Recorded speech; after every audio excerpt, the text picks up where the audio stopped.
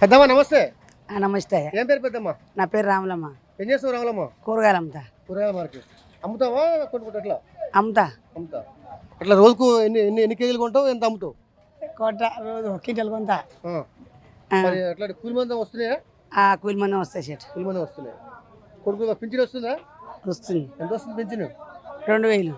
కాంగ్రెస్ వస్తే 4000 రూపాయలు పింఛన్ ఇస్తున్నారు. ఆడ ఇచ్చేది ఆయన మొహంలే, ఆయన ఇచ్చేది ఎవరు? ఆయన ఇస్తే ఆయన ఆయన తెచ్చిస్తాడు. ఆయన ఏమన్నా ఆయన ఏ సొమ్మ ఏమన్నా అన్ని దేశాన్ని నాకం చేసేది ఆయన ఇస్తాడు. ఆయన ఇంటికి 2500 ఇస్తారన్న విషయంలో కాలకి ఇయ్యడా? ఇప్పుడు వాళ్ళని చచ్చిపోతే 5000 ఇచ్చే కేసీఆర్ ఈడు అసలే బంద్ పెట్టే. నాకు 2000 నాకు 2 ఎకరాలు 10 ఉంటే నాకు ఇక అదేనే లేదు. పైసలు రైతు బంధు ఏనే లేదు. ఆయన ఏ పోయినా తెచ్చిస్తా, ఆయన ఇంట్లో తెచ్చిస్తాడు. ఆయన అన్ని బంద్ పెట్టాడు. ఏమి పనికి మళ్ళీ బస్సు పెట్టాడు, గదర్ బస్సు ఓడెక్కుతుండే. ఆ బస్సు మేము రోజు ఆటకే వస్తాం. Waste bus. ఏమైనా ఈ బస్సు కూడా రేపు గెలిచిందాక గెలుస్తున్నా ఓడుతున్నా పెట్టాడు, అంతే. ఆడేం లేదు, తీసేస్తాడు. ఇప్పుడు కేంద్రంలో ఎలక్షన్స్ వస్తున్నాయి, ఏ పార్టీ గెలుస్తుందంట కేంద్రంలో? గెలిస్తే బీజేపీ, లేకుంటే ఇది టీఆర్ఎస్.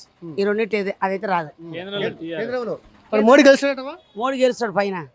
తిప్పడతా ఇక్కడ సరైన నాయకులు లేడు కాబట్టి ఇక్కడ సరిగా లేదు, అంతే. అవును సార్ చెప్తున్నా. ఇక్కడ సరే నల్లగొండలో లేడు, మా తిప్పడలో కూడా. మా తిప్పడితో ఒక బాబాగాడు ఉన్నాడు. ఆడు గాలి రూపాయలు తీసుకుంటాడు, దాచుకుంటాడు, అంతే. ఆడు పదలకు పంచాడు, అయిపోయాడు ఓటు. నేను చెప్తాను, సరైన నాయకులు లేక ఆయన ఇక్కడ సరైన నాయకుడు ఆయన కూడా గెలిచాక ఇక్కడ బీజేపీకి వేస్తాయి సరే పక్కా.